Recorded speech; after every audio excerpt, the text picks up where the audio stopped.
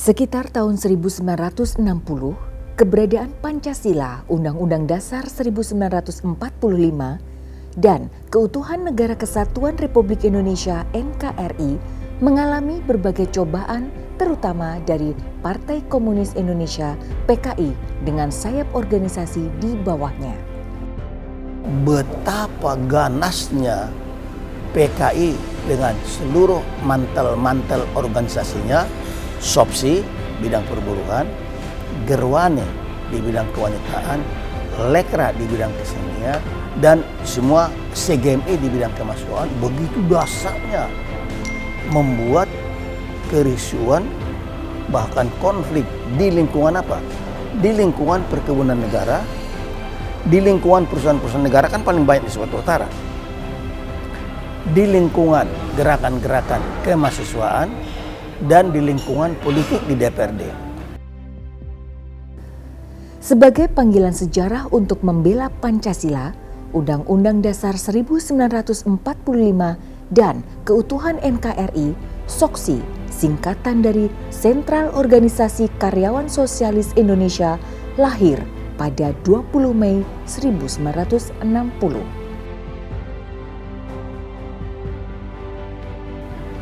Awalnya, nama dan embrio SOKSI adalah Badan Pusat Koordinasi Perusahaan-Perusahaan Negara (BPKPN).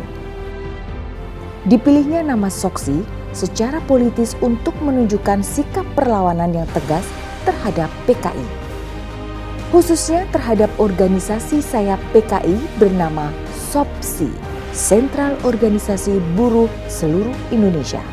Karena dulu kekuatan utama PKI itu ada di buruh, di SOPSI, ya tentu Gerwani ya, itu Gerakan Wanita Nasional Indonesia itu PKI punya ya itu. Nah, di Bumi Sriwijaya ini 20 Mei 1940 lahirlah nama SOKSI. Tidak hanya namanya mirip-mirip dengan SOKSI, S-nya itu sosialis. Jadi S-nya itu Sentral Organisasi Sosialis pada saat itu Indonesia untuk menandingi PKI.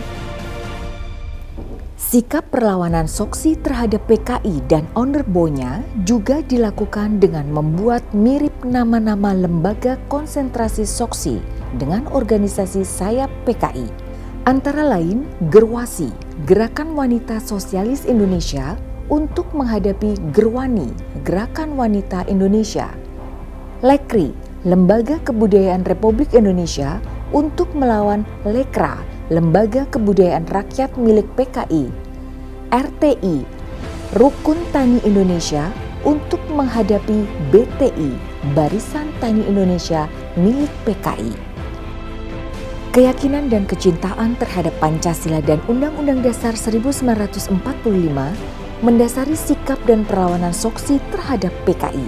Sikap SOKSI pada tahun 1960-an tersebut ditempuh dengan dua cara.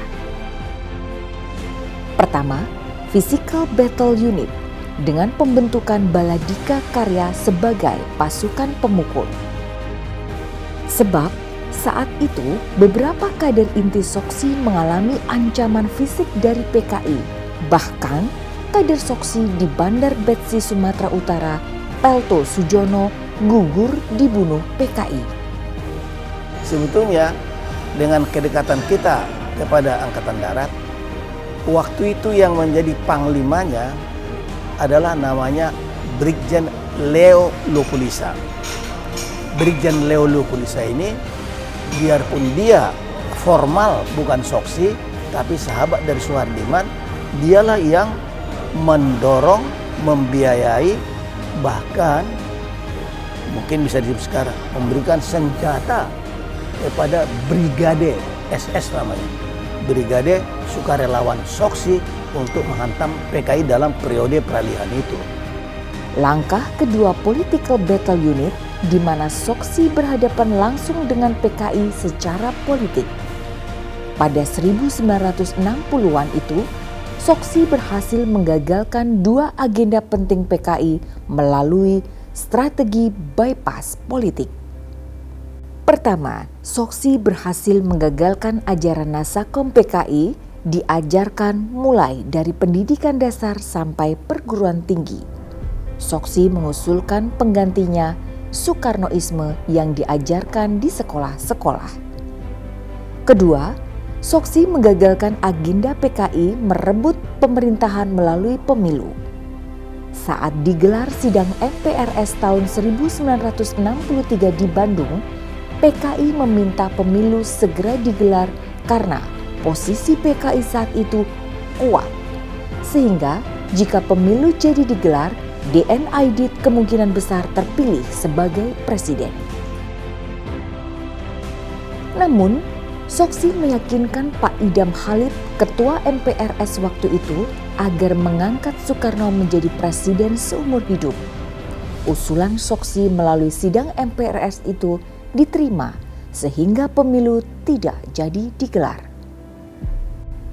Peristiwa penting lainnya adalah Mubes 1 Soksi pada 16 sampai 22 Desember 1962 di GBK Senayan, Jakarta. Kehadiran Presiden Soekarno di Mubes 1 penting secara politis bagi Soksi. Pada Mubes 1 ini, Soehardiman terpilih sebagai Ketua Umum Soksi. Pada 1964, Soksi mengadakan rapat pimpinan nasional di Bandung. Saat itu, nama sosialis pada Soksi berubah menjadi Swadiri, yang artinya mandiri. Hal tersebut seiring undang-undang organisasi masyarakat yang menjadi independen.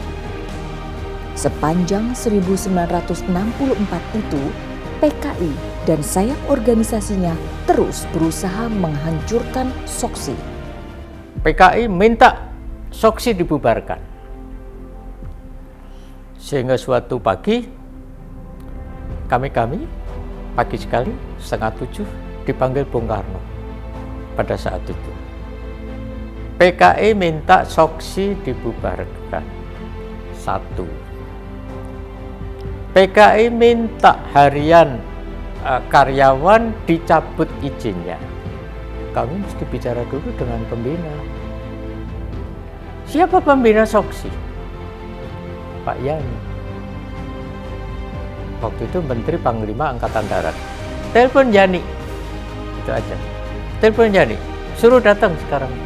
Oh, pagi itu Pak itu. Pagi. Udah. Pak Yani menjelaskan tuh. Pak Yani mengerti persis dari Pak Hardiman tuh. Pasti kan Pak Hardiman, Pak Yani sama Bu Yani itu kan sangat dekat ya. Dijelaskan mengapa itu lalu Bung Karno. Yani jadi ya bertanggung jawab. Saya bertanggung jawab. Tidak mungkin Soksi itu akan mencederai perjuangan Bapak. PKI menghalangi Soksi masuk ke dalam Front Nasional yang di dalamnya terdapat golongan karya.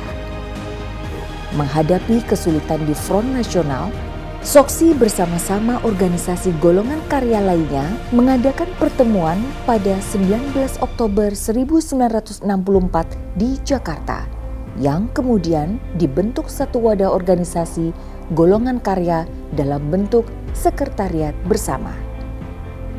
Setelah disepakati bersama oleh wakil-wakil golongan karya, pertemuan tersebut berhasil membentuk Panitia 9.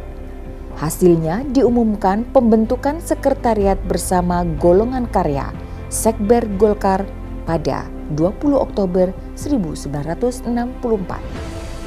Soksi menjadi kekuatan inti Sekber Golkar. Sejak adanya Sekber Golkar, posisi golongan karya pun semakin mapan.